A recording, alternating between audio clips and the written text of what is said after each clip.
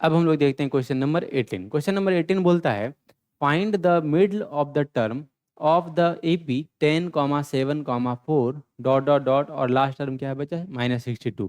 मतलब ये जो दिया गया है एपी है ना सीरीज, इसका मिडल टर्म का वैल्यू बताइए। ठीक है बच्चा, तो मिडल टर्म का वैल्यू निकालने के लिए हम लोग क्या करेंगे, सबसे पहले ये पता लगाएंगे कि ये जो -62 है ये कौन से नंबर ऑफ टर्म में आता है। क्लियर है? अच्छा, कौन से नंबर ऑफ टर्म में आने के बाद हम क्या करेंगे बच्चा, इसके मिडिल टर्म का वैल्यू निकालेंगे। कौन सा टर्म मिडिल टर्म में आएगा, अब जो भी मिडिल टर्म में आएगा बच्चा उसका हम लोग वैल्यू निकालेंगे, फिर हमारा आंसर आएगा। तो सबसे पहला काम क्या है हमारा बच्चा, सबसे पहला काम है हमारा कि ये फाइंड करना कि इसमें टोटल नंबर ऑफ टर्म्स हैं कितने।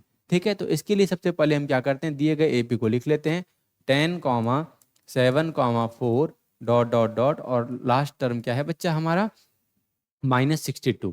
अगर हम लोग ए का वैल्यू देखें तो ए का वैल्यू क्या है 10, फर्स्ट टर्म है 10। और अगर हम लोग डी देखें तो डी का वैल्यू क्या है होगा A2 माइनस A1। ठीक है, तो A2 का वैल्यू क्या बच्चा 7 माइनस A1 का वैल्यू 10, यानी कि D इज इक्वल टू क्या बच्चा -3। ए का वैल्यू आ गया 10 और कॉमन डिफरेंस आ गया बच्चा -3। अब हमको फाइंड करना है कि ये जो -62 है ये कौन से नंबर ऑफ टर्म में आता है, और इससे ये पता चल जाएगा कि उस दिए गए एपी में टोटल नंबर ऑफ टर्म्स कितने हैं। यानी कि हम क्या करेंगे, Tn को किसके बराबर पुट करेंगे बच्चा -62 के बराबर। Tn का फॉर्मूला पुट करते हैं a plus n minus 1 into D, और ये किसके बराबर बच्चा -62 के बराबर। a का वैल्यू क्या है 10, यानी कि 10 plus n minus 1 into D की जगह क्या पुट करेंगे -3, और ये बच्चा -62 के बराबर।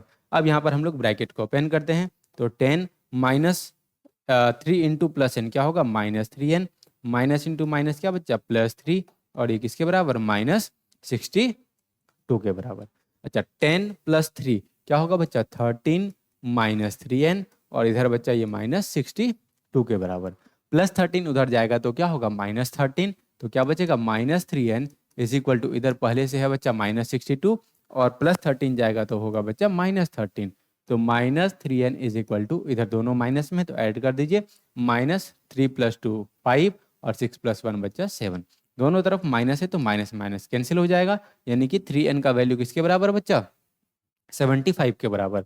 तो n का वैल्यू क्या हो जाएगा 75/3, यानी कि ये कितने टाइम्स में कैंसिल होगा बच्चा 25 टाइम्स में, यानी कि n का वैल्यू क्या आ गया हमारे पास 25। अच्छा, यानी कि ये जो 25th टर्म है ये क्या है बच्चा, अच्छा सॉरी, इसका मतलब ये जो दिए गए एपी में टोटल नंबर ऑफ टर्म क्या है बच्चा 25 है। ठीक है, अब हम लोग यहाँ पर निकालेंगे middle term of the AP. क्या निकालेंगे बच्चा middle term of the AP. अगर हम लोग देखें इस एपी का मिडिल टर्म है ना, middle term of the AP क्या होता है बच्चा n+1/2th टर्म है ना, यानी कि यही टर्म क्या होगा बच्चा मिडिल टर्म होगा। n की जगह हम लोग क्या पुट करेंगे बच्चा, अगर हम लोग देखें यहाँ पर क्या मिडिल टर्म है ना बच्चा, n की जगह क्या पुट करेंगे 25 + 1/2th टर्म, 25 + 1 क्या बचा 26/2, और ये कितना बचा 13th, यानी कि जो 13th टर्म होगा इस दिए गए एपी का वो क्या होगा बच्चा मिडल होगा उस पूरे एपी सीरीज का। अच्छा, T13th टर्म निकालना है, मतलब बच्चा किसका वैल्यू निकालना है T13 का वैल्यू निकालना है। अगर हम लोग देखें Tn किसके बराबर होता है बच्चा, Tn का फॉर्मूला होगा a + n-1 इंटू डी, और हमको निकालना है बच्चा 13th टर्म, क्योंकि इस दिए गए एपी का 13th टर्म ही क्या है मिडिल टर्म है, यानी कि T13 इज इक्वल टू, ए की जगह हम पुट करेंगे बच्चा 10 प्लस 13th टर्म निकालना है, मतलब n का वैल्यू हो जाएगा 13 - 1, और कॉमन डिफरेंस है बच्चा -3, यानी कि T13 is equal to 10 plus 13 - 1 क्या बच्चा 12 इंटू -3, तो T13 इज इक्वल टू 10 और 12 इंटू -3 क्या होगा -36, और इसका मतलब बच्चा T13 का वैल्यू क्या होगा -26। मतलब बोला गया कि ये जो दिया गया एपी है इसका जो मिडिल टर्म होगा बच्चा वो क्या होगा -26।